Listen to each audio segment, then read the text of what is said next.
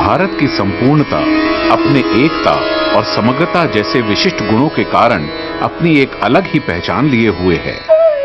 हालांकि एक छोर से दूसरे छोर तक पहुंचते पहुंचते जहां बहुत से बदलाव नजर आते हैं, वहीं आधार उसी तरह अचल और उसी जज्बे के साथ एक ध्वनि और एक लय में बंधा होता है, अपनी एकता गुनगुनाता सा।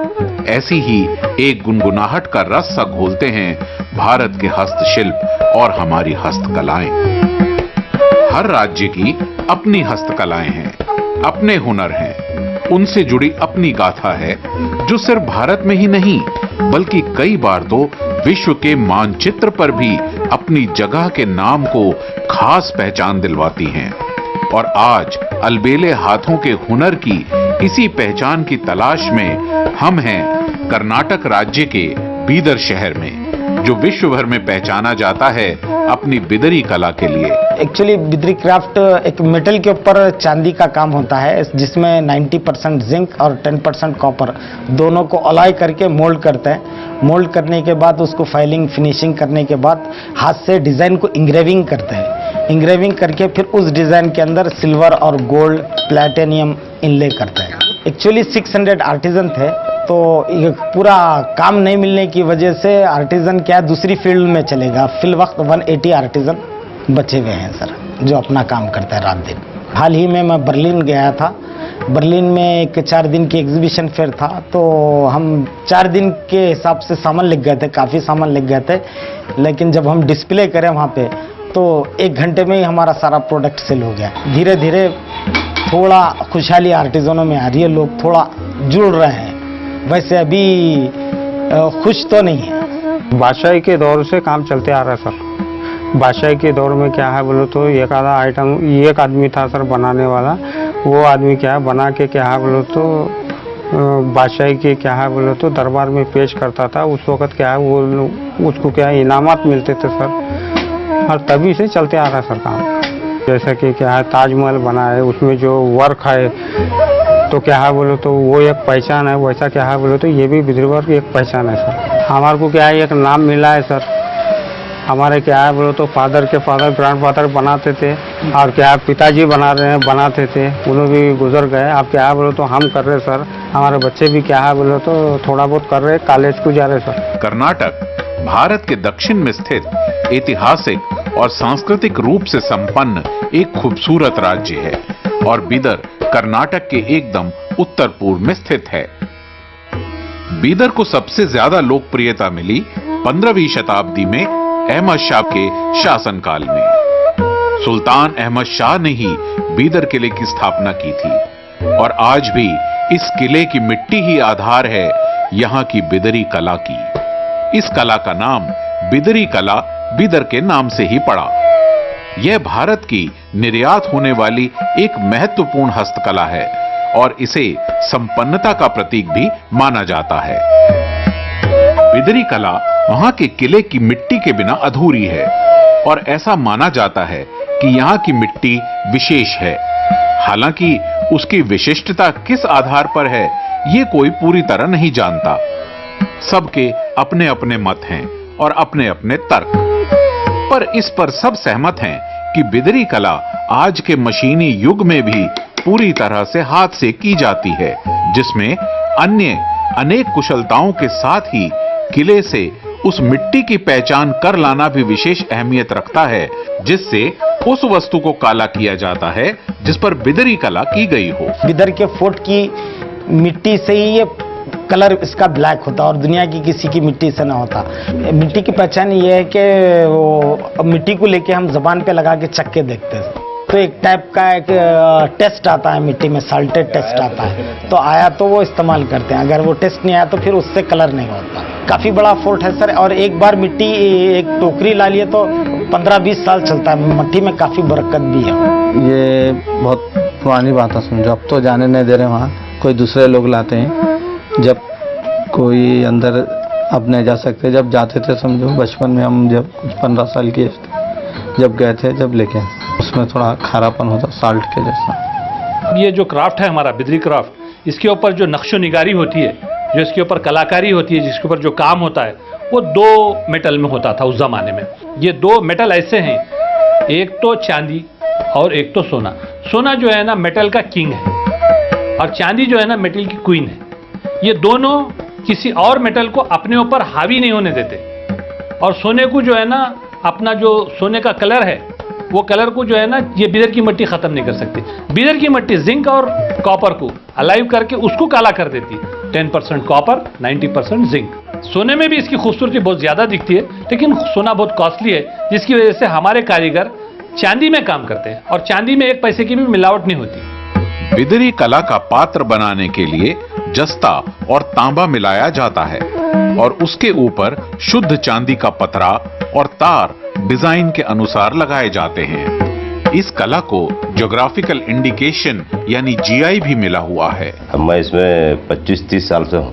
जब भी थोड़ा बहुत टाइम मिलता था, घंटा 2-2 घंटे इधर टाइम देता था। मैं जो है बिठोई करता हूँ, मोल्डिंग और घसोई, सफाई, ये 4-5 काम करता हूँ। खुशी की बात है, गर्व की बात है, मगर अब जो माहौल है वो हिसाब से जो है क्राफ्ट में उतनी बेनिफिट नहीं है। जो है गर्व तो महसूस करते हैं सर, हिंदुस्तान की इतनी बड़ी सनत है, ये इसके ऊपर हमारा भी नाम शामिल है, हम भी इसमें शामिल है क्राफ्ट में। कोई अगर हमसे पूछा भी तो हम बिदरी आर्टिजन है बोल सकते हैं। इन कारीगरों में अनुभव की ताजगी है, कारीगरी में रमता मन, जिससे इनका क्षण क्षण पर्व सा बन जाता है और संपूर्ण जीवन एक उत्सव, एक समारोह की तरह निकलता है। प्रतिकूल कठिनतम परिस्थितियों में भी जीवन की इस उत्सव धर्मिता को निस्तेज न होने देना ही हमारी संस्कृति का कलात्मकता और रचनात्मक पक्ष का संदेश है। भाई मेरे परदादा, दादा और मेरे चाचा लोग आज भी काम करते हैं और इस काम को हमारे देश के नाम के खातिर मैंने ये काम को रखे हैं। अभी चाचा लोग भी रखे हैं। मेरे डैडी के पास बाजू बैठ के देखता था कि काम कैसा चल रहा है क्या नहीं। देखते देखते मैंने थोड़ा सा सीखते गया। 2 घंटे 4 घंटे ऐसा सीखते सीखते मतलब एक 5-6 साल लगा मेरे को। मोल्डिंग करता हूँ, फाइलिंग करता हूँ और एम्ब्री करता हूँ, डिज़ाइनिंग करता हूँ और फिनिशिंग करता हूँ, बफिंग करता हूँ। मेरे को सारा काम आता है इसमें, ऐसा कोई काम नहीं बल्कि मैंने सारा काम सीखा है।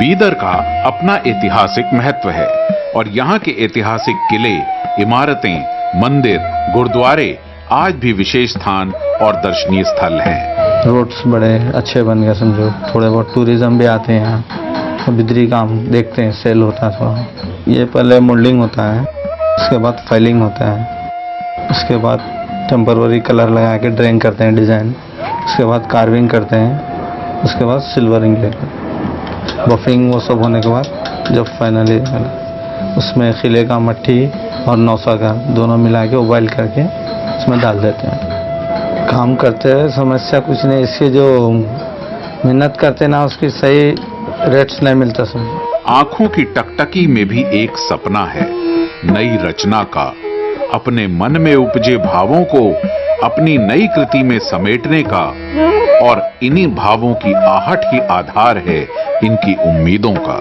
भविष्य क्या है सर, खाली खा पी के मजे में रहते सर, बच्चों को पढ़ा रहे, ये बहुत बड़ी बात है सर। अब इससे तो ज़्यादा कुछ नहीं है। वो क्या बोलो तो अब हम जो सामान बना रहे हैं, जो आइटम हम जो बना रहे हैं, मैं यही गुजारिश करूँगा कि क्या बोलो तो ज़्यादा से ज़्यादा आर्डर दे और क्या बोलो तो हमारे को ज़्यादा से ज़्यादा हम बना सके। और उसमें क्या है बोलो तो बनाने वालों को भी क्या है बोलो तो कुछ फ़ायदा होता सर। मेटल पर बहुत ही बारीकी से की गई चांदी की नक्काशी और फिर चांदी छोड़ बाकी पात्र को काला करने का सफर भी एक दिलचस्प दास्तान की तरह है। सबसे पहले मोल्डिंग कर लेते हैं। एक भट्टी में मूस में मेटल डाल के मेटल को पिघलाते हैं, फिर मिट्टी से मोल्डिंग करते हैं। उसके बाद फिर फाइलिंग फिनिशिंग कर लेते हैं। वो जो रफ मोल्डिंग में रफ आता है इसको स्मूथ कर लेते हैं, फाइलिंग फिनिशिंग कर लेके। उसके बाद फिर नीला तोलता लगा के टेम्पररी ब्लैक कलर करके फिर डिज़ाइन स्केच करते हैं। फिर उसके बाद स्केच करने के बाद फिर डिज़ाइन इंग्रेविंग शुरू कर देते हैं। इंग्रेविंग जब प्रोडक्ट कंप्लीट होने के बाद फिर डिज़ाइन का जो थिकनेस हो उसी हिसाब से सिल्वर का साइज वायर हो या शीट हो उतना ही बारीक करके फिर उसके अंदर इनले करते हैं। फाइलिंग होने के बाद फिर इमरी बफ करने के बाद फिर कलरिंग फाइनल में लास्ट में कलरिंग हो जाता है। क्ले की मट्टी को पानी में डाल के बॉईल करते हैं, बॉईल करके वो प्रोडक्ट को छोड़ देते हैं, तो जितना भी जिंक प्रोडक्ट है वो ब्लैक हो जाता है, जो डिजाइन सिल्वर गोल्ड जो रहता है वो अपने ओरिजिनल कलर में आ जाता है।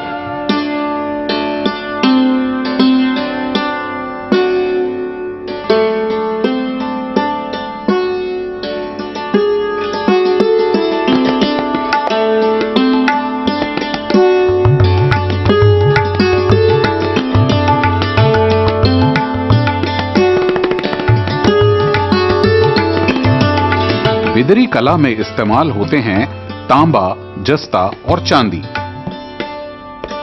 तांबे और जस्ते के मिश्र धातु को इच्छानुरूप आकार में ढालकर उसे समतल बनाया जाता है।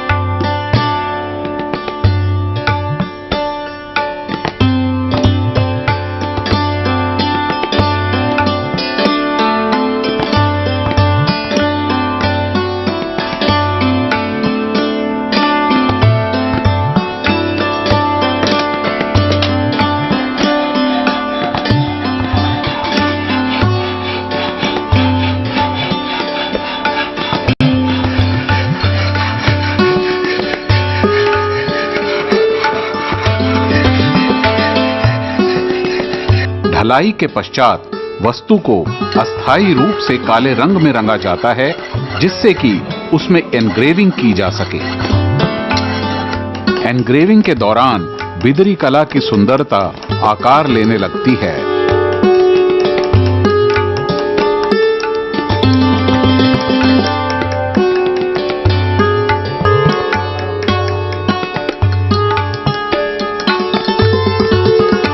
एनग्रेविंग के बाद वस्तु में चांदी से होता है इनले।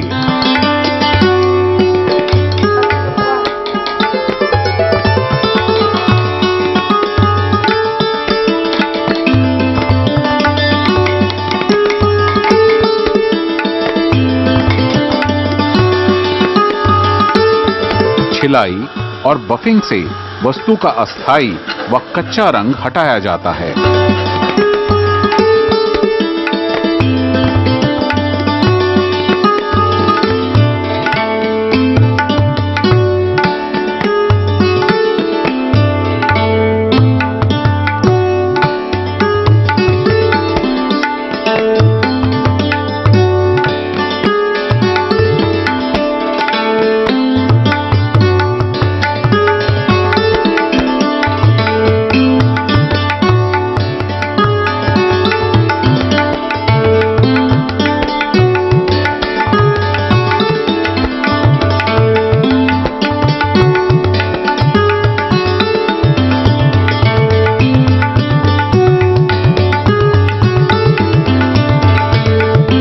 और अंत में किले की मिट्टी द्वारा इन वस्तुओं पर चढ़ता है पक्का रंग, जो एलॉय को तो काला कर देता है पर चांदी की चमक को नहीं छूता।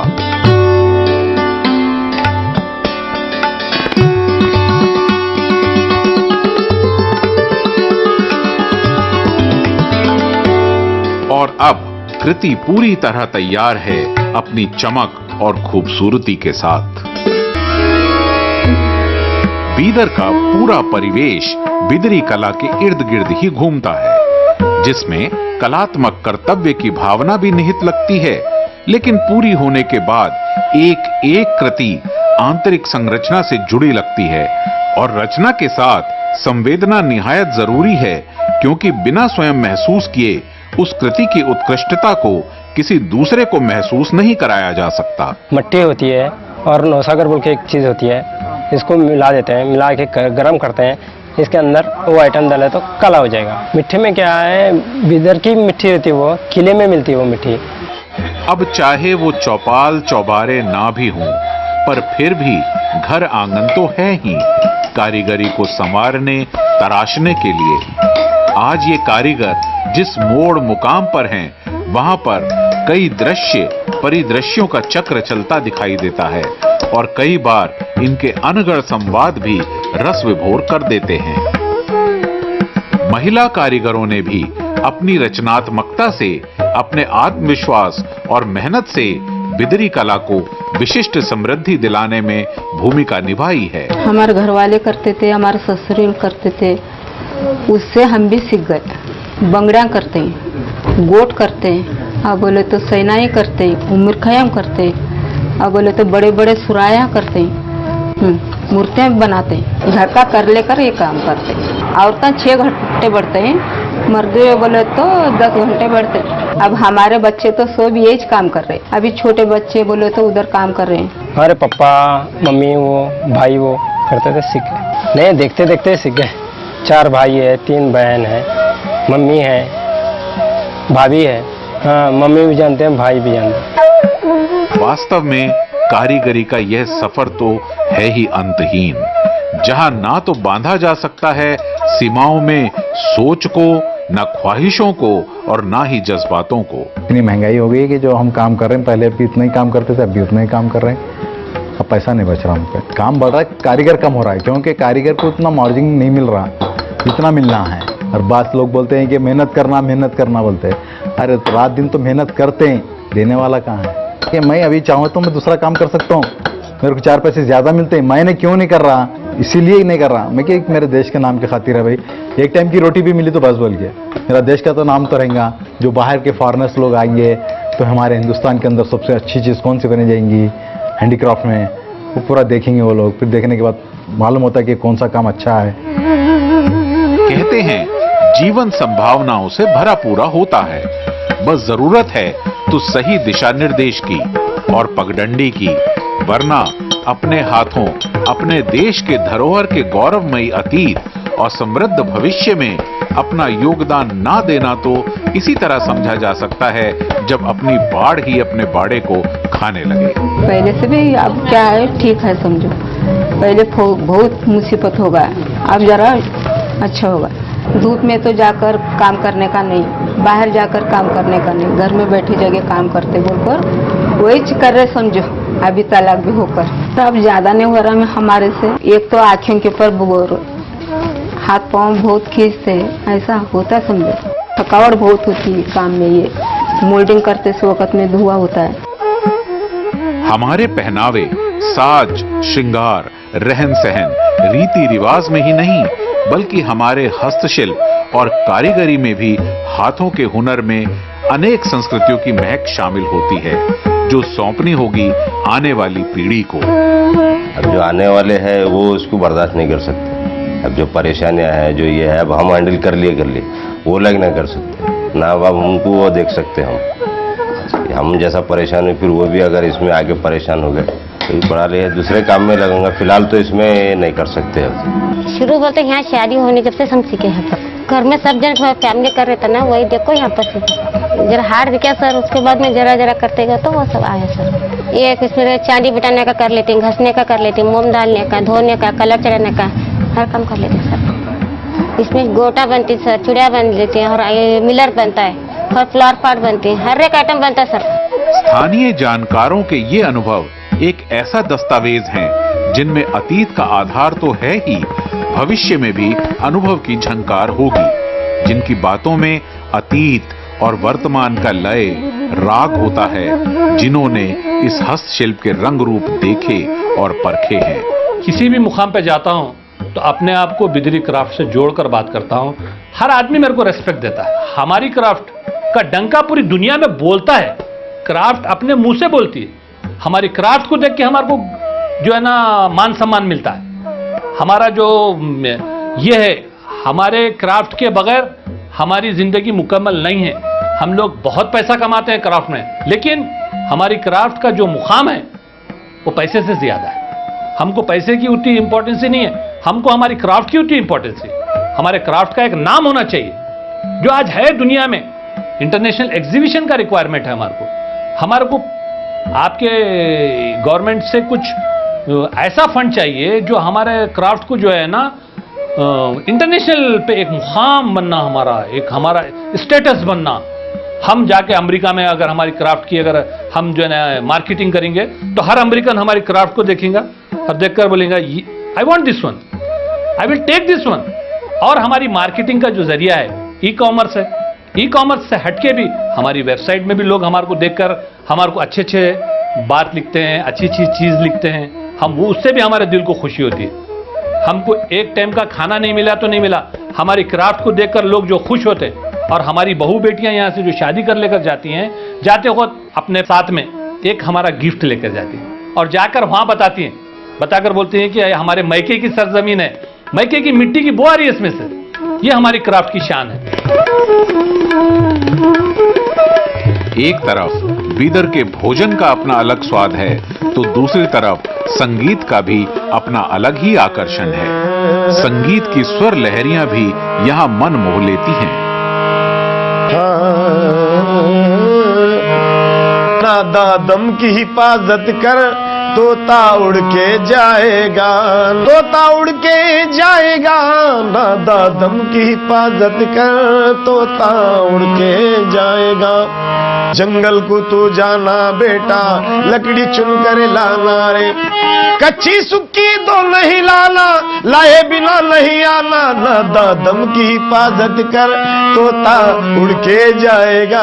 नादा दम की हिफाजत कर, तोता उड़ के जाएगा। पक्के गुरु के घर को जाना, रोटी खा कर आना रे, बासी ताजी दो नहीं खाना, खाए बिना नहीं आना। नादा दम की हिफाजत कर, तोता उड़ के जाएगा।